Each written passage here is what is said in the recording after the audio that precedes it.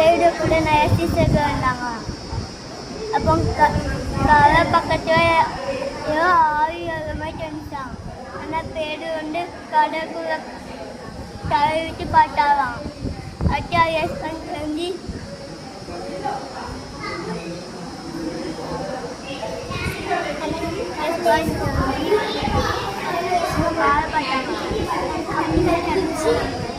அவங்க வந்து தண்ணிமா நினைச்சிருந்தாங்க. பேடு சொன்னாங்களா நீங்கள்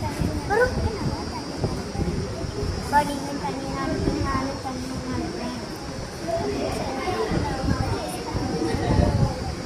அப்படி எதுக்காக எப்படி போயிருந்தாங்களா? ஒரு இடத்துல பண்ணு தண்ணிக்கு முன்னாடி நாங்கள் எதுக்காக காப்பாற்றுங்க காப்பாற்றுன்னு கட்டுனாங்க. அடுத்து